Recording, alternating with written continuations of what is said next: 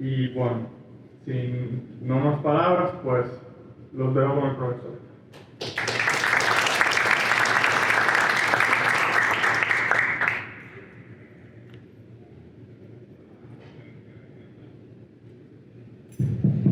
Buenas noches, ¿me escuchan?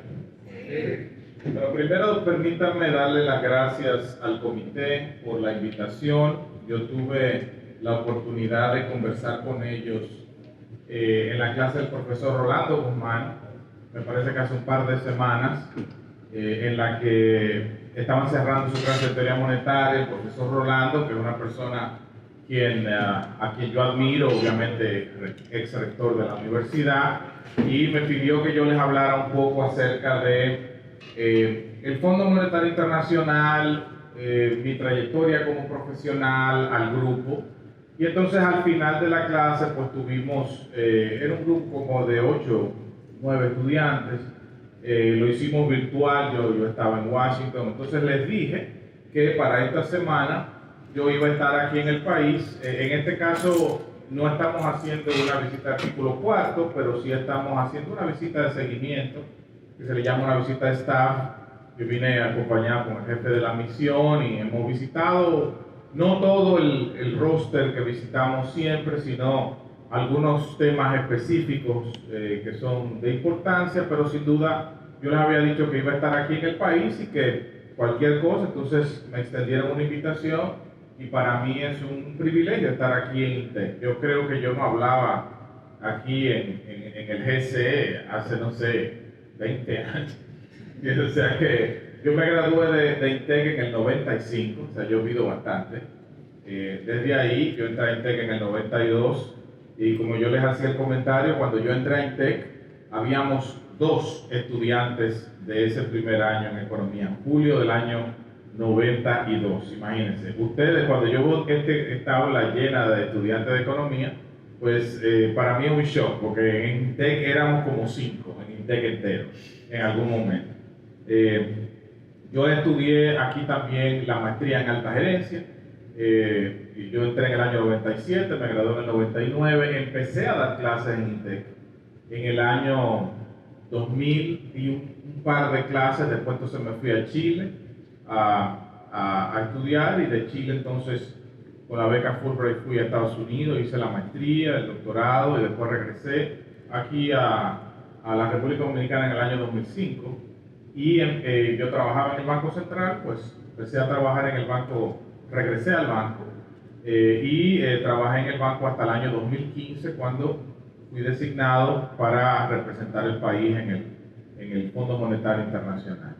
Y como les digo, siempre que tengo la oportunidad de hablar a los estudiantes, me parece que es muy importante mostrar acerca, no solamente como yo voy a hacer hoy, hablarles sobre la institución, que siendo la institución financiera internacional más importante del mundo, obviamente con tanta incidencia a nivel internacional y de tanta importancia para países sobre todo emergentes como los nuestros, de bajos ingresos, pues tiene mucha relevancia esta conversación, pero también compartirles mi experiencia como profesional egresado de esta universidad 2 veces que me parece muy importante en la etapa formativa en que están ustedes, pues ver qué cosas se pueden hacer cuando ustedes se gradúan de economistas.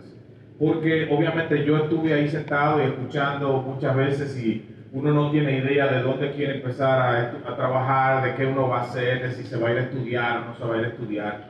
Espero que lo que yo comparta con ustedes hoy les sirva para darle un poco más de claridad. Al final vamos a tener una sesión de preguntas y respuestas también que puede ir en función de lo que yo les presente en esta noche, como de las preguntas que ustedes entiendan que yo les podría contestar. Así que la charla del día de hoy es la República Dominicana y su relación con el FMI. El FMI, como les decía, es una institución muy importante y es fundamental entender su rol en la economía mundial. Déjenme ver, porque siempre que uno está esperando que la tecnología funcione, no funciona, porque es así.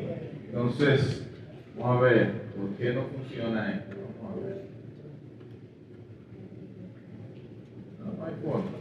Excelente. Entonces yo me voy a tener que parar aquí porque esto no sirvió. Entonces, vamos a verlo.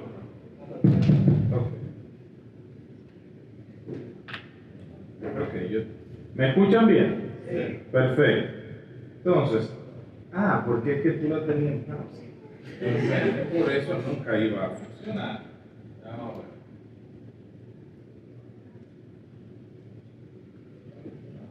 Funciona como quiera. Entonces,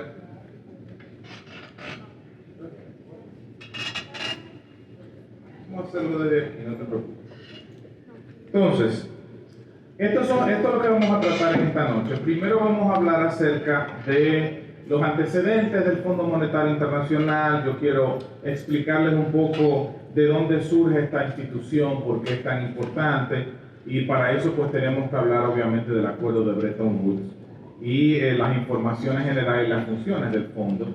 Luego quiero hablarles un poco acerca de la parte más importante de esta conversación, y es la República Dominicana en el Fondo Monetario. Vamos a hablar un poco sobre cómo está ubicada la República Dominicana, la estructura interna del fondo. Obviamente eso está íntimamente relacionado con las funciones que yo ejerzo en la institución.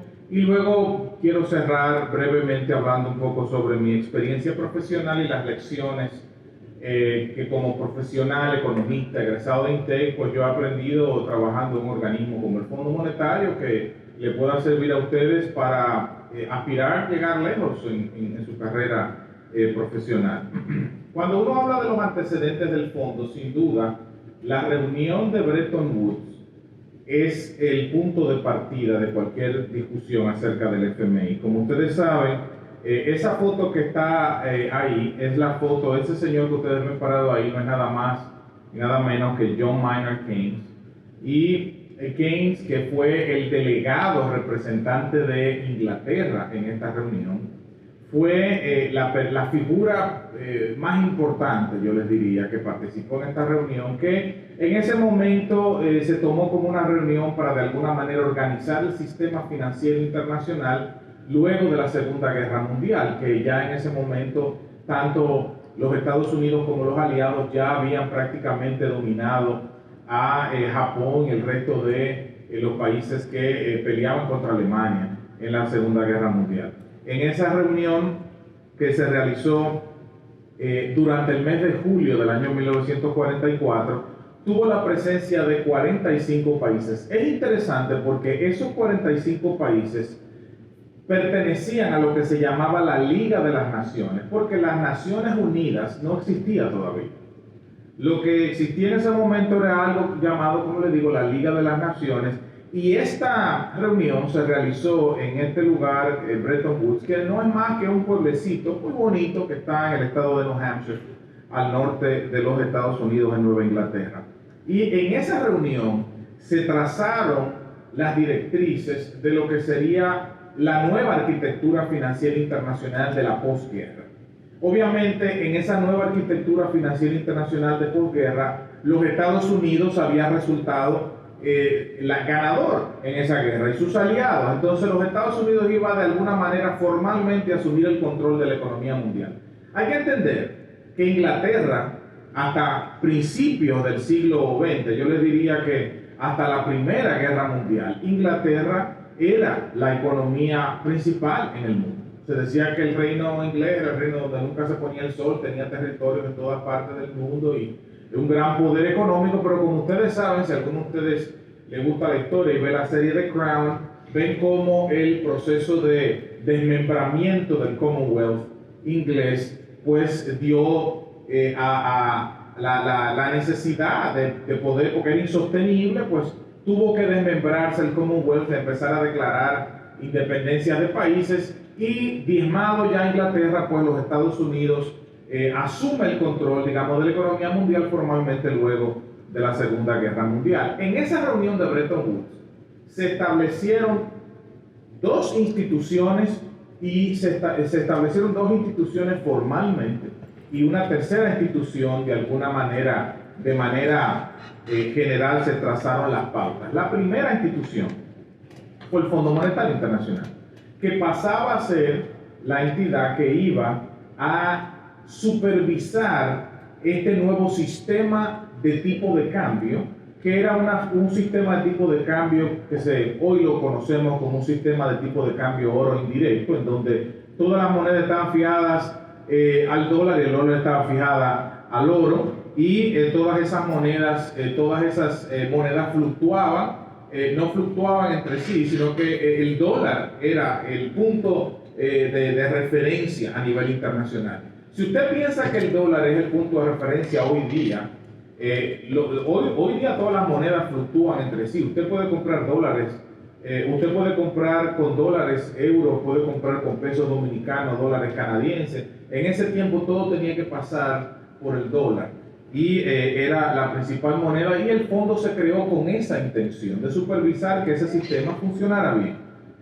La segunda institución que se creó fue el Banco Mundial, que en ese momento se creó como el Banco de Reconstrucción para todas esas ciudades que fueron destruidas durante la Segunda Guerra Mundial. Con dinero del Banco Mundial se reconstruyeron varias ciudades de Europa y se financiaron proyectos importantes, icónicos en muchos de los países, incluyendo en Japón. Y se establecieron las bases de lo que en su momento se llamó el Acuerdo General de Tarifas y Comercio, que nosotros le llamamos el GATT. En el año 1995 se convirtió en la Organización Mundial de Comercio, en la OMC, y todas esas bases se establecieron ahí. Es importante destacar que la República Dominicana participó en esa reunión, porque nosotros siempre estamos pero lo interesante es que el dominicano que participó en esa reunión fue el señor Anselmo Copelo, que era el embajador dominicano en Washington. Y él participó en todas las reuniones. Me imagino que quizás lo hizo de manera protocolar, porque era una reunión de economistas. Imagínese usted que usted está en una reunión y está Keynes en la reunión. O sea, por lo menos un selfie con Keynes yo voy a tirar. ¿Entiendes? Pero en ese tiempo no había selfie. Entonces, una cosa interesante es que en esta reunión de Bretton Woods hubo una guerra de propuestas, básicamente dos grandes bloques.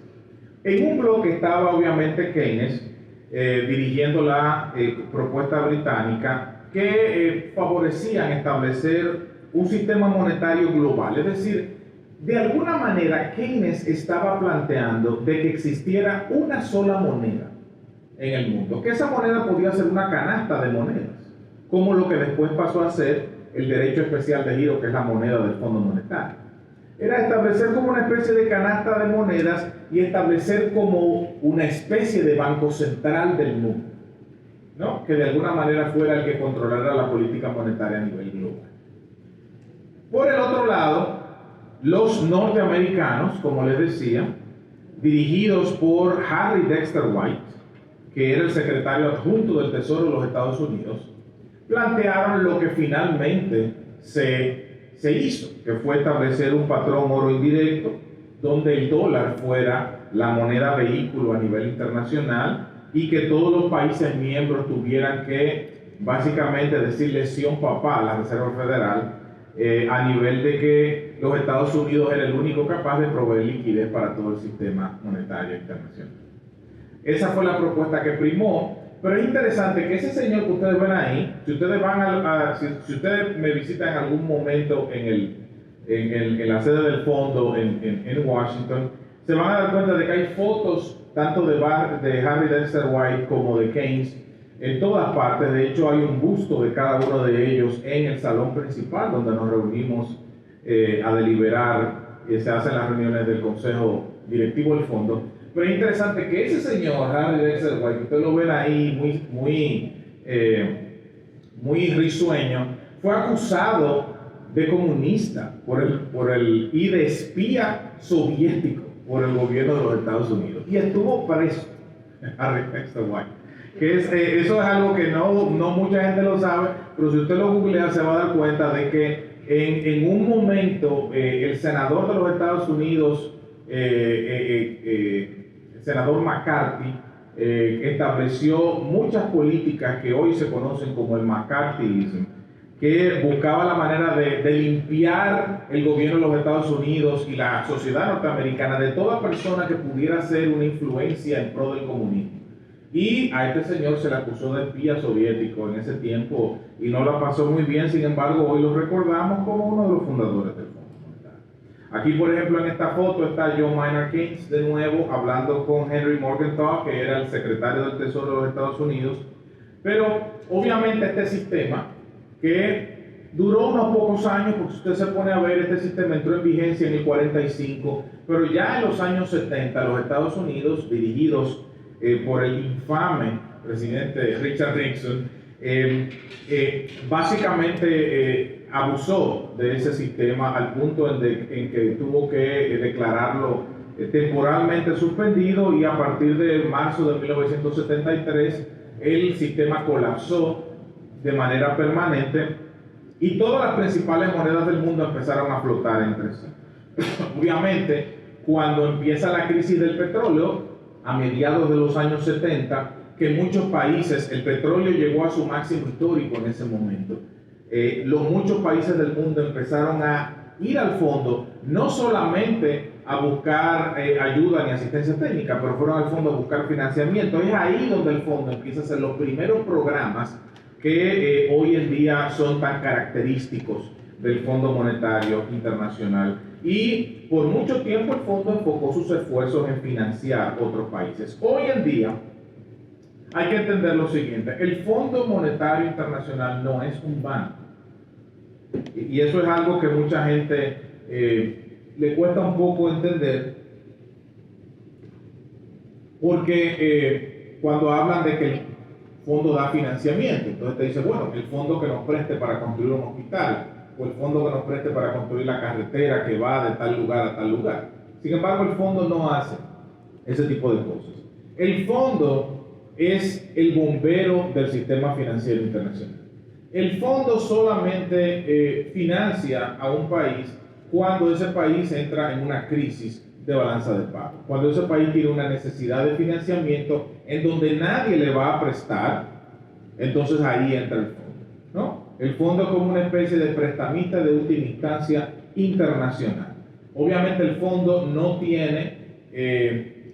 tiene capacidad, no tiene dentro de sus funciones la capacidad para prestar a proyectos ni nada de eso. Eso lo hace el Banco Mundial, lo hace el BID, bancos regionales. El fondo presta para crisis y por eso tiene las características que tiene. El fondo es propiedad de todos sus miembros. El fondo opera como si fuera una cooperativa, donde cada uno de los países aporta una cantidad de dinero en función de su tamaño con respecto a la economía mundial.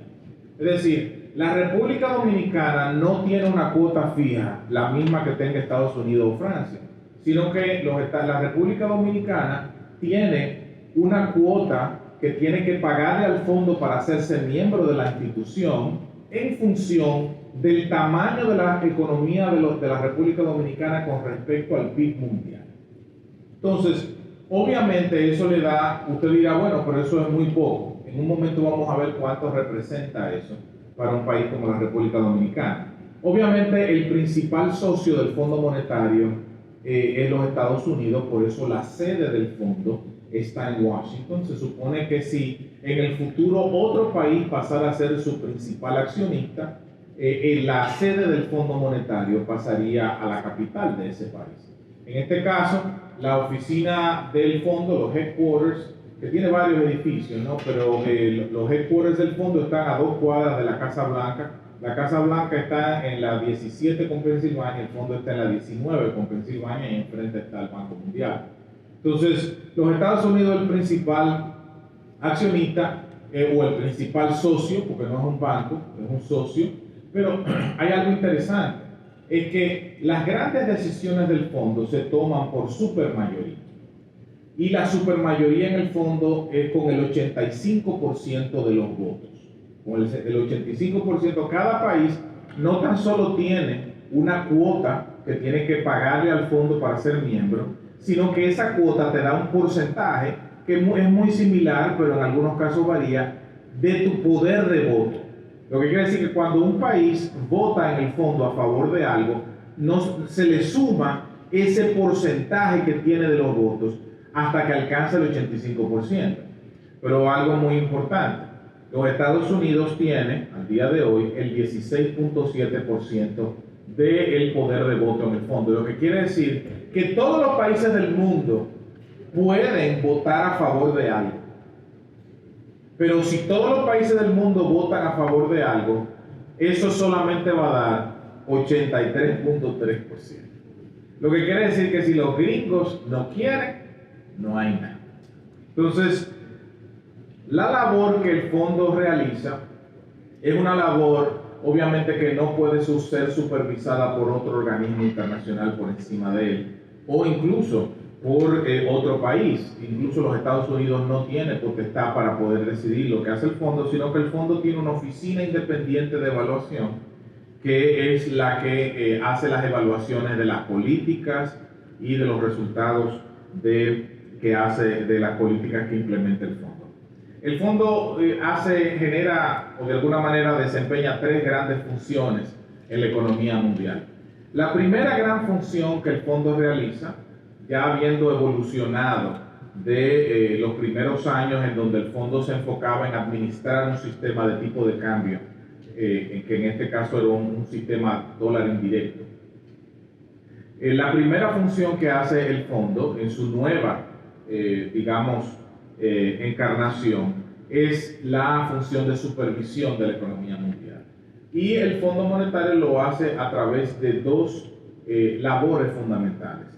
Una lo hace a través de la supervisión multilateral, es decir, viendo la economía mundial en su conjunto, y otra a través de la supervisión bilateral, ¿no? Esa palabra supervisión es una traducción, quizá no la mejor, de la palabra surveillance, que es la labor que realiza el fondo en ese sentido.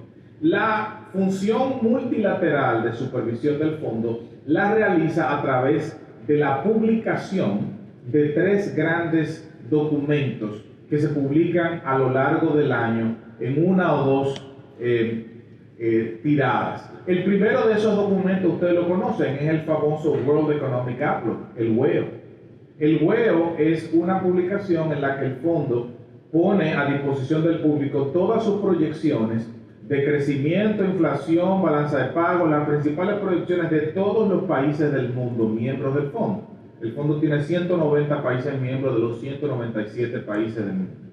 Entonces, la otra publicación es la que se llama el GFSR o el Global Financial Stability Report, que es una publicación básicamente donde el fondo analiza cómo están los sistemas financieros a nivel global, y la última es el Fiscal Monitor, donde el fondo analiza cómo van las finanzas públicas a nivel mundial.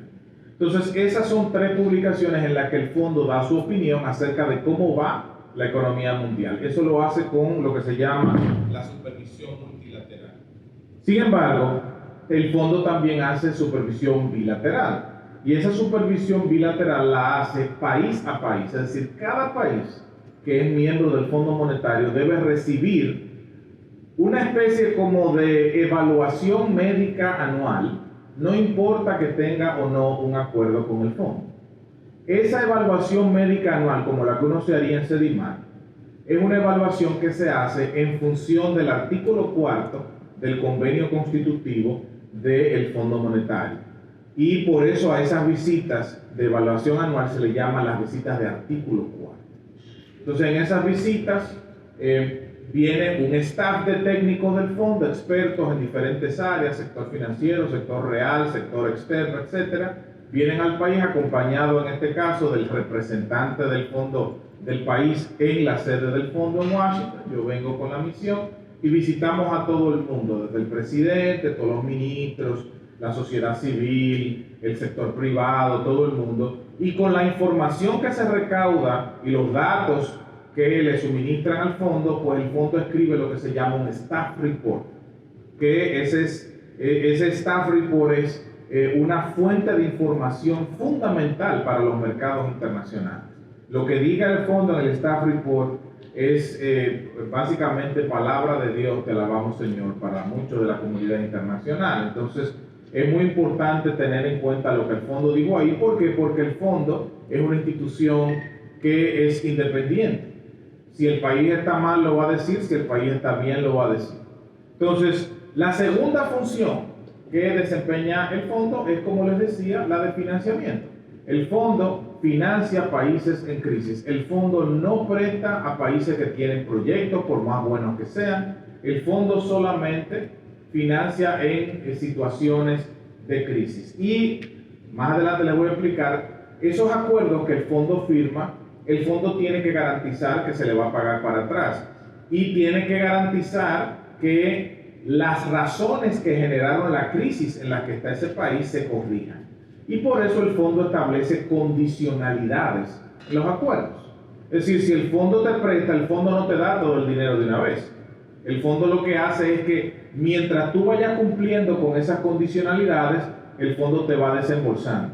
Y esas condicionalidades lo que buscan no es hacerte la vida imposible. Esas condicionalidades lo que buscan es corregir los problemas que generaron la necesidad de tú venir al fondo. Entonces, eso es muy importante porque obviamente muchas veces se culpa al fondo de que el país está haciendo tal o cual cosa, pero hay que entender también que el fondo lo que está buscando es que se pueda corregir la situación que generó la crisis en primer lugar. Por último está la asistencia técnica. Como yo les decía, el fondo, para hacer la labor que hace, necesita expertos en economía.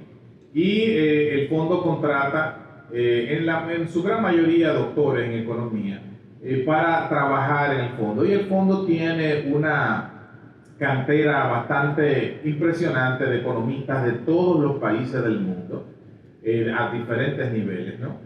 Y además de eso, pues el fondo dentro de su consejo directivo, los representantes de los diferentes países, pues también aportan en la discusión porque el trabajo lo hace el staff, pero quien lo sanciona finalmente son los representantes de todos los países que forman parte del consejo directivo del fondo, lo que se llama el directorio del fondo. Obviamente, todo el que está ahí tiene que entender macroeconomía. A usted se le hace una prueba de sangre cuando usted llega y si no encuentra ni siquiera 2 Bobby Fischer en su sangre, a usted no lo dejan entrar. Usted tiene que saber macro para trabajar en el fondo. Si usted no sabe macro, usted puede ayudar a calzar una puerta o ayudar a mover una silla de un sitio a otro, pero usted no puede hablar ni opinar. ¿Entiende? Entonces, porque allí lo que se hace es macro en el fondo. Entonces, la asistencia técnica del fondo es muy importante. ¿Por qué? Porque tiene una fuente importante de economistas, expertos en diferentes áreas que están todo el tiempo trabajando en los temas de los cuales tienen especialización. Y obviamente cuando el fondo usted le pide asistencia técnica, esa asistencia técnica es gratuita y los países creo que le sacan un provecho enorme a esa labor que hace el fondo. Entonces el fondo realiza 3 funciones: 1, supervisión; 2, financiamiento; y 3, asistencia técnica. Entonces, ya que ustedes conocen el Fondo Monetario y tienen una idea de lo que la institución hace, ahora yo les voy a hablar un poco acerca de la República Dominicana dentro de la institución, porque, como yo les decía, cada país que es miembro del fondo debe pagar una cuota, y esa cuota es la cantidad de dinero que usted le paga al fondo en función del peso que tiene la economía de su país en la economía mundial. Y obviamente ese peso que tiene la economía del país en cuestión, en la economía mundial, está íntimamente relacionada con el poder de voto que tiene para las decisiones que el fondo toma. Entonces, la República Dominicana, es muy importante que ustedes vean ahí, el fondo, como les decía, tiene 190 países miembros. Estos 190 países miembros están agrupados en 24 grupos de países. Cada uno de esos 24 grupos de países ocupa una silla en el directorio ejecutivo del fondo. Y por eso es que muchas veces a esos grupos de países se les llaman informalmente sillas, ¿no? Porque cada uno de esos países cada uno de esos grupos de países ocupa una silla. Pero en la realidad, cada uno de esos grupos de países forma una constituyente. Y esa constituyente está liderada por el país más grande de los que forman parte de ese grupo. De esos 24 grupos de países, hay 8 de esas sillas que solo las ocupa un país. Es decir, los Estados Unidos tienen su silla sola, Francia, Inglaterra, Canadá, Rusia, etc. Hay un grupo de países que tienen su silla solo en el fondo. Sin embargo, hay 16 de esos grupos de países que están formados por múltiples países. La República Dominicana, como ustedes ven ahí, forma parte del grupo de países liderado por Brasil. Y obviamente en la oficina donde yo trabajo, pues se habla mucho portugués, hay varios brasileños trabajando, incluyendo el director ejecutivo, y la República Dominicana es el tercer país de ese grupo de países que tiene el poder de voto. Ustedes se dan cuenta ahí, la República Dominicana tiene una cuota equivalente a 477.4 derechos especiales de giro. Yo voy a explicar qué implica eso, pero fíjense que esa cuota de la República Dominicana es apenas el 0.1% de la cuota total de países del fondo. Usted me dirá, pero eso es muy poco, eso es insignificante. Para que ustedes tengan una idea, un país como Brasil, que es enorme, tiene el 2.33%, es decir, 2.35%. Es decir, los países, tener una cuota importante en el fondo, implica que tú tienes un país con una economía enorme. Y las economías más grandes del mundo sabemos que son los países desarrollados y en este caso China, que es un país emergente.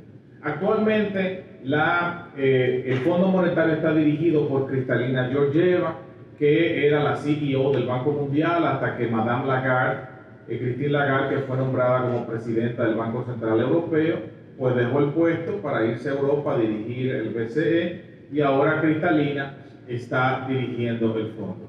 Si usted ha leído la prensa, usted puede darse cuenta de que quizá este no es el mejor momento para Kristalina. Entonces,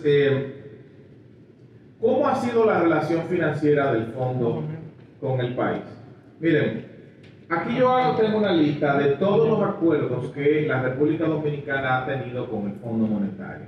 Usted puede encontrar esa información si usted quiere más detalle en la página del fondo. Usted simplemente escribe IMF. En esa época salió una foto muy famosa con los 3 ministros y el director del fondo en primera plana. Yo sé, Alexis, que tú te acuerdas de esa foto, ¿no? Entonces, la República Dominicana ha tenido múltiples experiencias, pero hay que entender lo siguiente.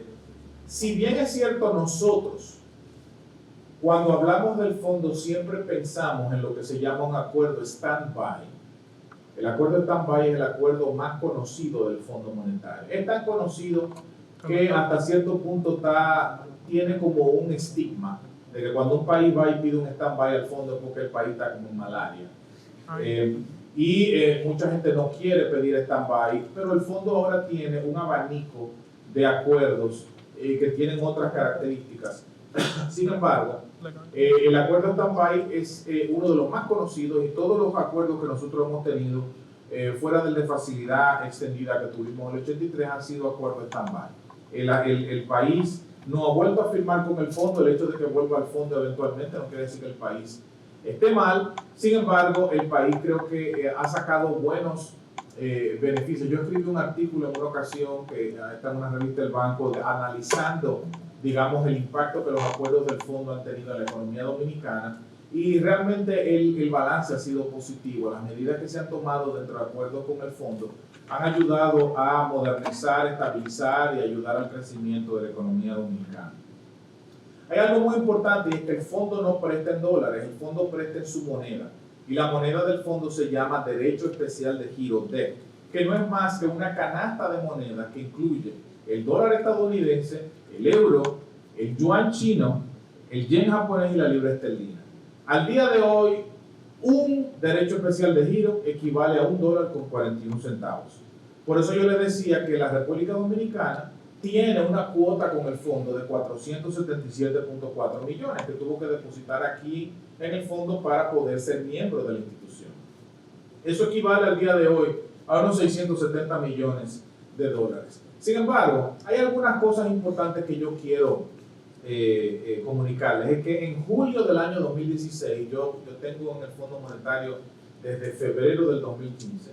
En julio del 2016 tuve el privilegio de tramitar una carta de felicitación de Madame Christine Lagarde, que en ese momento era la directora gerente del fondo, al presidente Medina en su momento, en julio del 2016, porque por primera vez la República Dominicana había pagado completamente su deuda con el fondo en ese momento. Y el fondo felicitó al país por ese logro, porque era la primera vez desde el año 1975 que la República Dominicana no tenía una deuda con el Fondo Monetario. Yo tuve la oportunidad de mandar esa carta, humildemente. Entonces, en abril del año 2020, nosotros fuimos al Fondo Monetario a solicitar lo que se llama, en este caso fíjense que esto es un préstamo del fondo, pero no es un acuerdo, sino que es un préstamo de emergencia que se llama RFI, un Rapid Financing Instrument. Y ese RFI lo que le daba acceso a la República Dominicana era a su cuota en el fondo, al dinero que tenía depositado ahí. El fondo se lo prestó al país para hacer frente a la pandemia. Como ustedes saben, eso fue abril de 2020, en medio de toda esta pandemia, tuvimos que hacer los esfuerzos para conseguir esos recursos para que se pudieran comprar vacunas, ventiladores, etcétera, que en ese momento se necesitaba. Hay una cosa importante, y es que desde marzo, les voy a hacer una historia. Yo recuerdo cuando la pandemia empezó en enero, que se empezaron a escuchar que había casos en China y que después de esos casos se habían ido para Europa y que todo el mundo entendía que eso no iba a pasar de ahí. Y recuerdo que el Fondo Monetario, de manera preventiva, envió un correo electrónico y dijo: el viernes 13 de marzo del 2020 todos nos vamos a quedar en la casa para conectarnos al sistema remoto, para probar si el sistema remoto, en el caso de que viniera una pandemia, oiga, para ver si ese sistema remoto funciona. Entonces todos nos vamos a ir a trabajar desde la casa el viernes 13 de marzo. Yo recuerdo que el jueves 12 de marzo, yo, antes de irme para la casa, recogí mi laptop y dejé 2 o 3 cosas encima de la mesa, porque yo venía el lunes. Hola, yo venía el lunes porque es una prueba que vamos a hacer. Yo regresé por primera vez al fondo hace 2 semanas. Y cuando yo entré a mi oficina, ustedes no sé, en esa película de vaquero, como que cuando se para el vaquero y pasa como algo, y así mismo era mi oficina. O sea, así mismo como yo la dejé, era como que se había detenido en el tiempo. El café que yo me estaba bebiendo estaba ahí mismo, en el mismo sitio, había dejado una marca. Eso no tiene madre. No tiene madre. O sea, supuestamente dije, no, eso es una prueba. Para que sepamos si eso funciona. Mi hermano, no volvimos jamás por ahí. O sea, yo ni me acercaba al edificio del fondo para que no me pegara el fondo. O sea, fue una cosa increíble.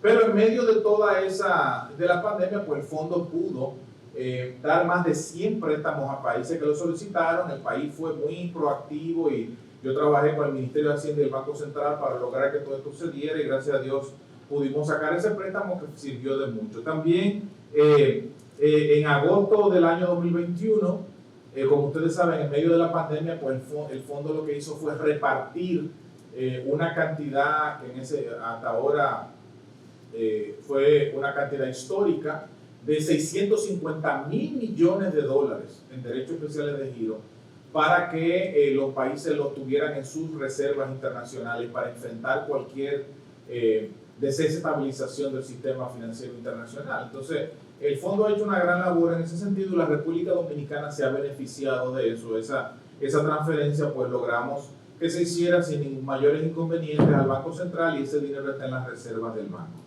Ahora, ¿qué importancia tiene lo que dice el fondo para la política exterior dominicana? Bueno, miren, las opiniones del fondo son fundamentales para un país como la República Dominicana. Porque cualquiera que va a invertir viene aquí y habla con los banqueros y con los funcionarios, pero lo que tiene al lado de su cama de noche cuando se acuesta es el staff report del fondo.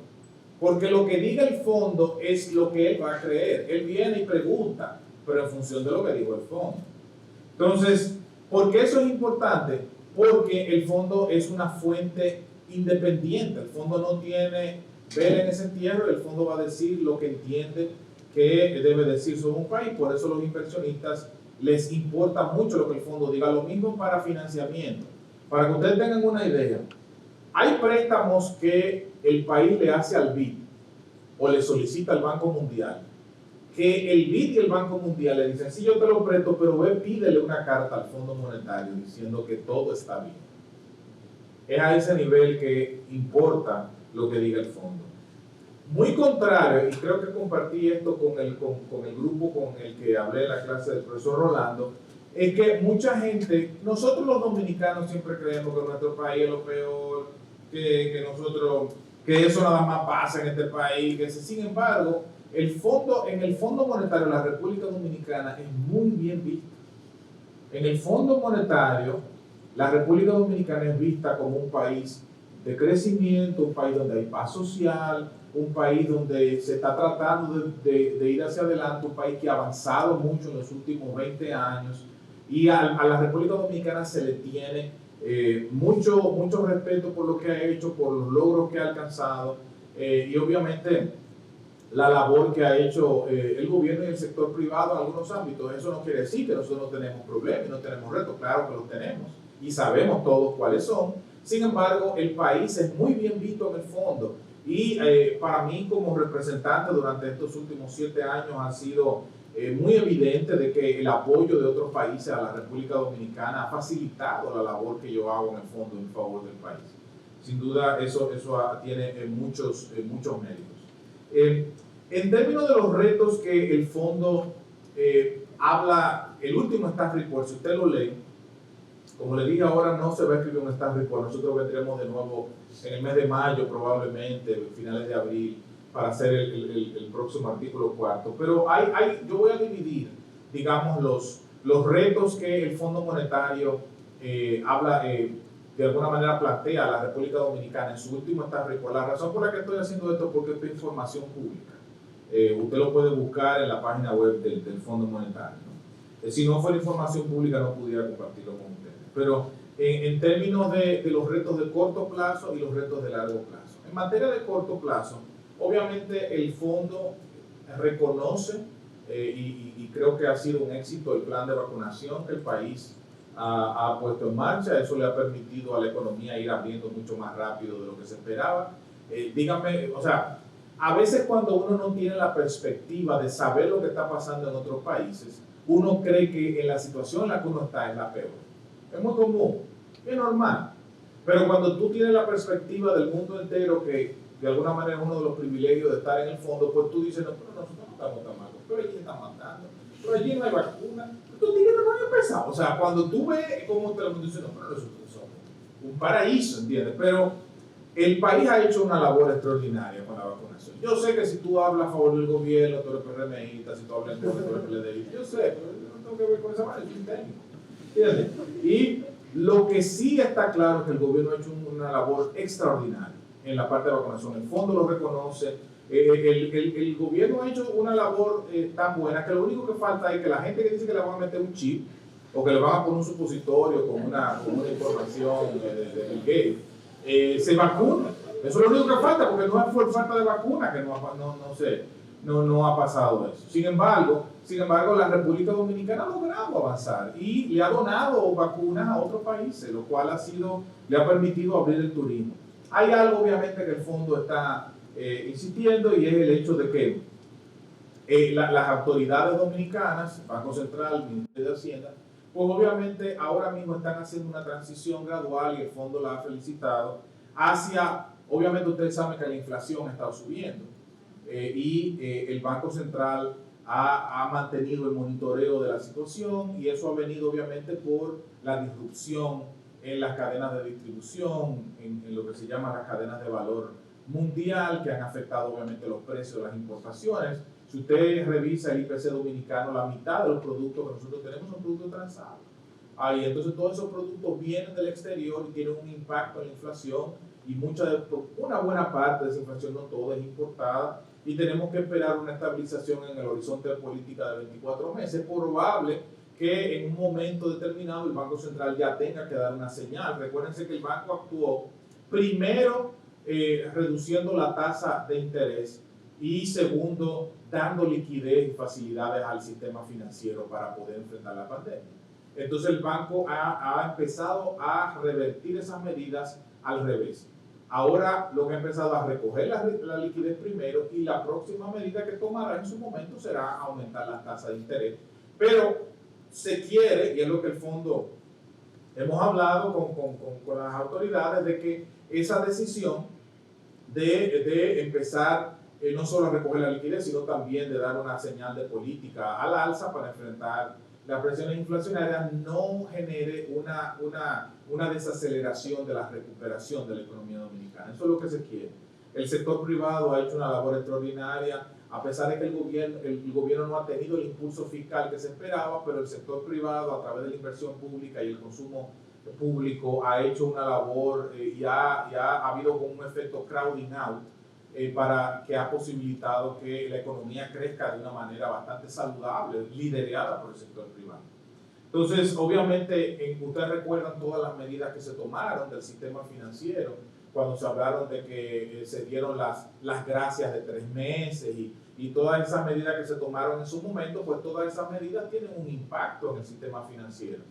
Y lo que se hizo fue que ese desmonte de esas medidas fuera gradual, y eso es lo que el fondo discute.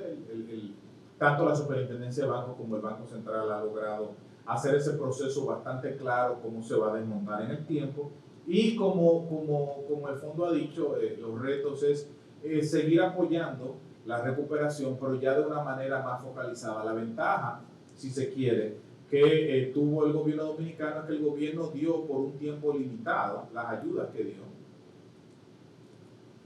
Y esas ayudas que dio, a través de los programas fase 1, fase 2, PATI y todos los otros programas, fueron que se dieron en un momento determinado, terminaron ya hace un tiempo, y el esfuerzo fiscal que se hizo, pues del gobierno, pues se nota ahora cómo el déficit se ha podido estabilizar y el impulso fiscal no ha sido necesario ser tan fuerte como se esperaba. Por eso el déficit no va a ser tan alto como se esperaba, producto de que el sector privado ha tenido el liderazgo de este proceso. Ahora, a más largo plazo, los retos que el fondo le plantea al país ya van muy de la mano de la parte fiscal. Ustedes saben que nosotros por mucho tiempo sabemos, ustedes son economistas, están estudiando economía y saben que una de las grandes vulnerabilidades de la economía dominicana siempre ha sido el que las finanzas públicas puedan ser más transparentes, sostenibles, más eficientes, etc., ¿no?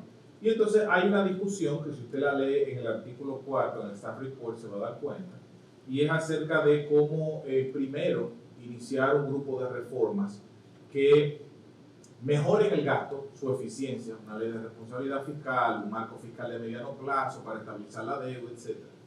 Y pues eso, el fondo dice que a eso primero, y después habla de movilización de recursos, ampliación de base del ITEVI, etc. Ya como ustedes saben, el presidente tomó la decisión de posponer la reforma. Creo que es una decisión sensata en medio de la situación en la que el país está, que sabemos que se está recuperando, pero que todavía hay muchos sectores y hay muchas áreas de la vida económica del país que necesitan tiempo para sanar por el impacto de la pandemia. Yo creo que la decisión de posponer la reforma por parte del presidente fue una decisión sensata, y el fondo lo ve de la misma manera. Una de las cosas que el fondo ha puesto atención siempre es el tema de la deuda.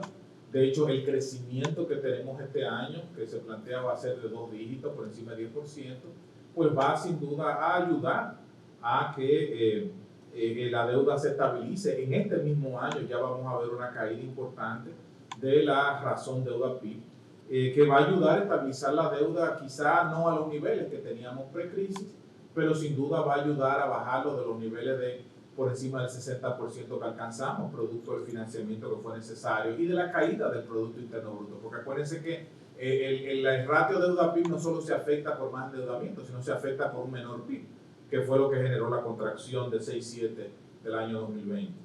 Y un tema importante para el fondo siempre ha sido, ustedes lo saben, el tema del sector eléctrico.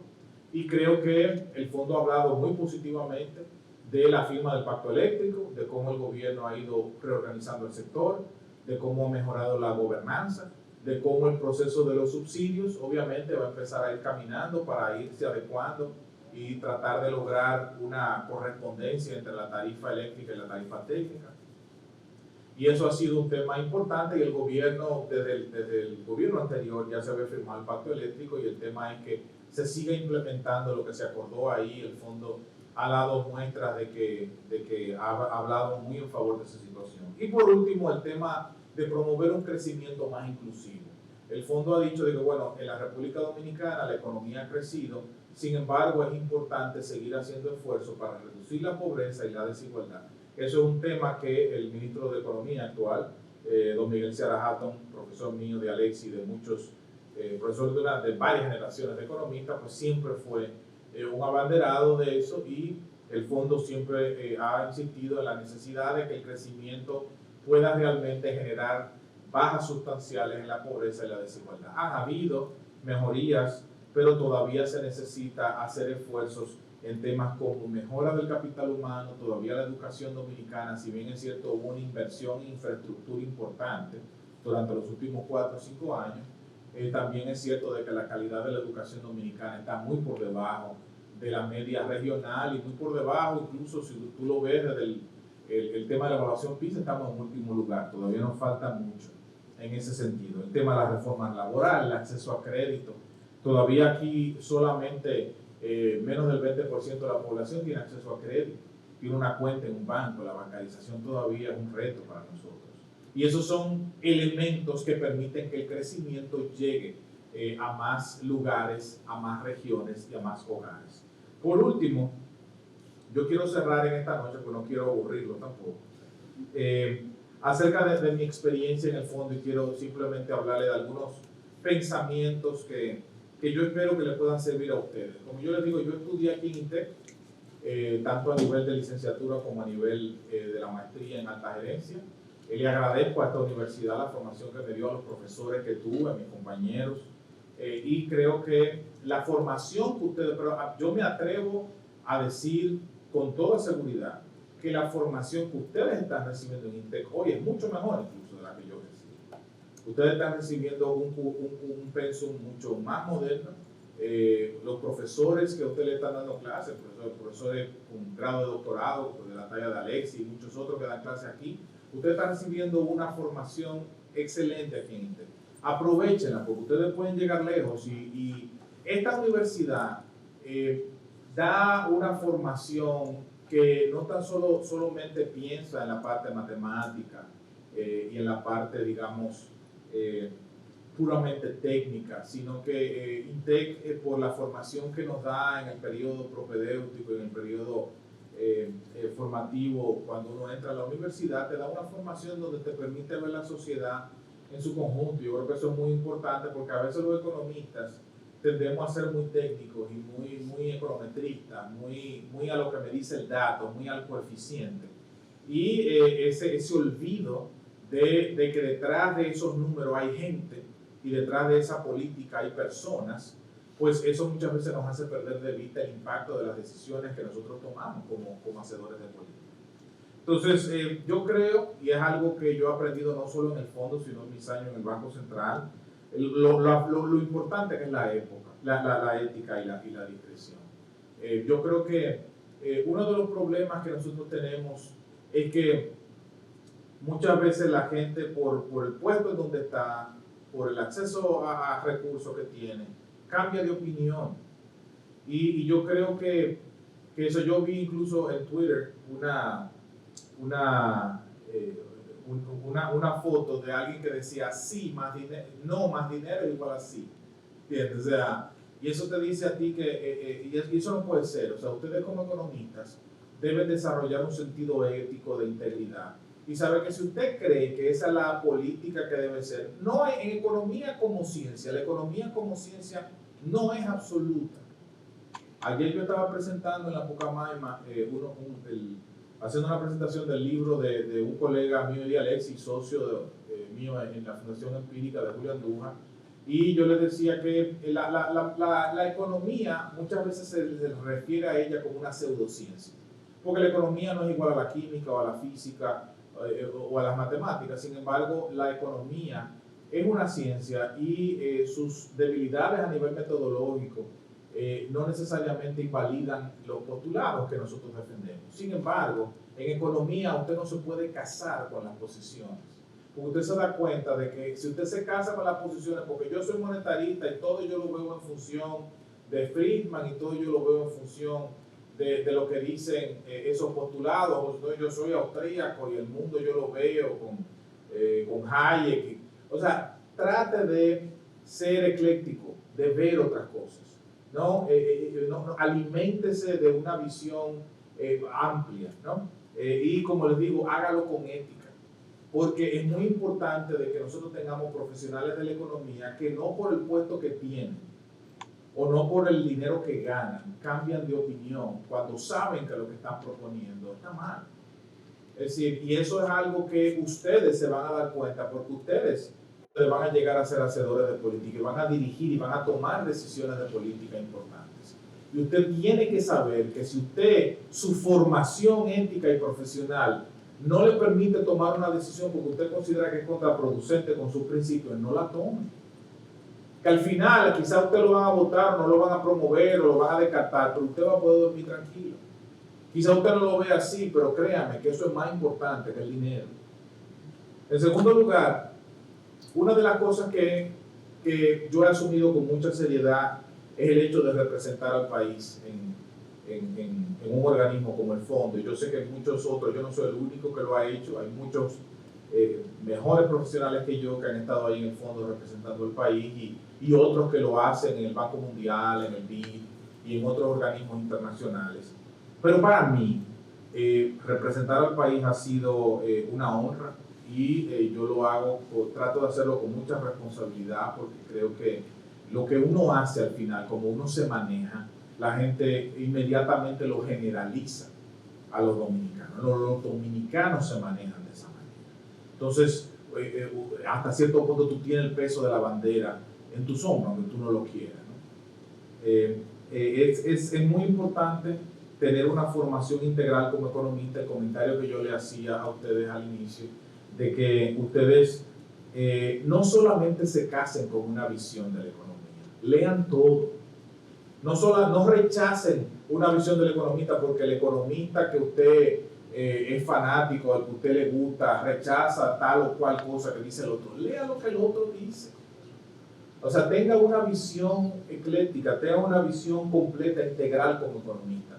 No crea que la economía tiene las soluciones a todos los problemas, porque ese es uno de los problemas que tenemos los economistas. Nosotros creemos que la economía es lo único que puede salvar el mundo, ¿no? Y no debe ser. Nosotros tenemos que entender que hay otras cosas que tenemos que auxiliarnos, que no lo sabemos todo.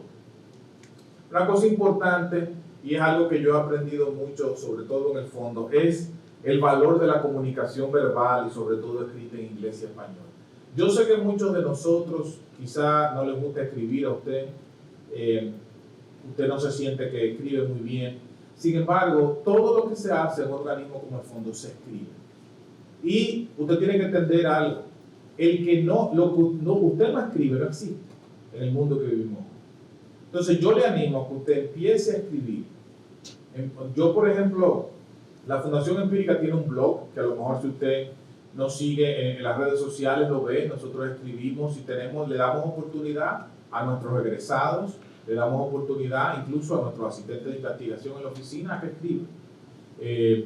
Porque escribir es importante para el economista, comunicar, hacerlo en inglés y en español. Obviamente cuando tú estás en un organismo internacional donde tú tienes que hablar, porque la lengua franca es en inglés, pues tú tienes que aprender a escribir en inglés y lamentablemente lo que se escribe en inglés tiene más alcance que lo que se escribe en español, porque en español, en América Latina, no todo el mundo lee. En la República Dominicana, nosotros sabemos que cuando escribimos ese blog, además de mi mamá, lo va a leer poca gente.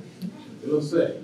Sin embargo, ¿por qué nosotros lo hacemos? Porque consideramos que es importante escribir esa cosa, escribir, dar nuestra opinión, tratar de traer un concepto abstracto de la economía, aplicarlo al día a día. Todo eso consideramos importante. Si usted no lo hace, no tiene la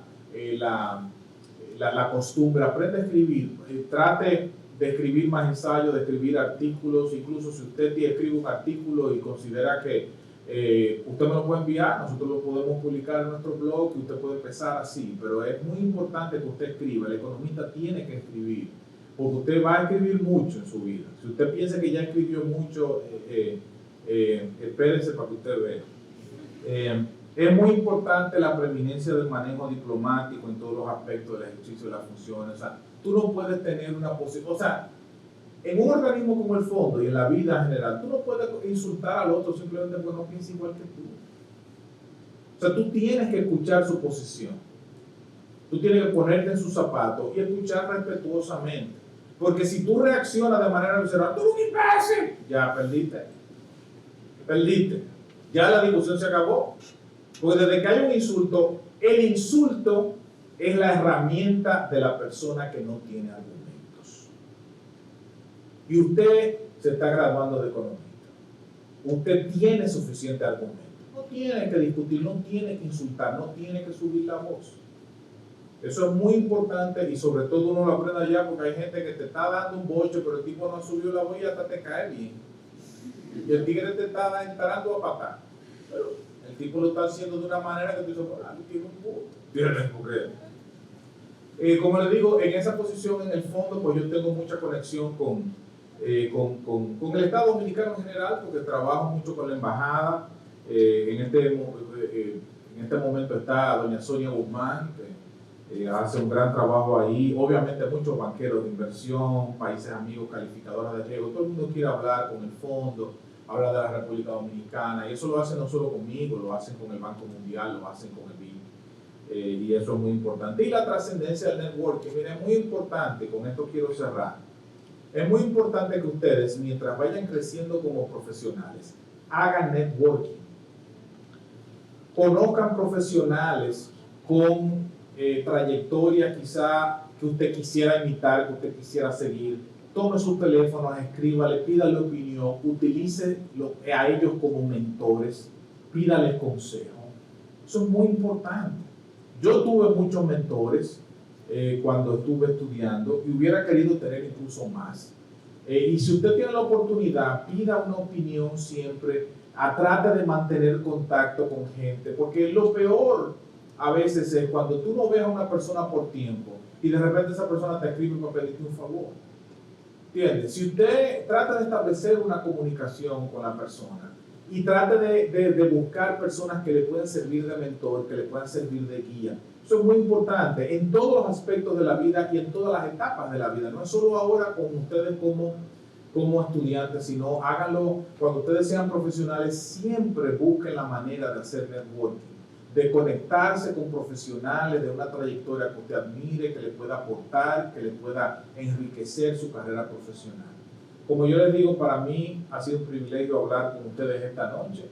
Siempre yo estaré dispuesto aunque no doy clases ya aquí en INTEC, porque nosotros, tanto Julio Andújar como yo, pues yo vivo en Washington ya hace 7 años, pero cuando hago clases la hago en la maestría que tenemos en UNIBE, que es la maestría en economía que tiene la Fundación Empírica con UNIVA, y es donde yo doy clases.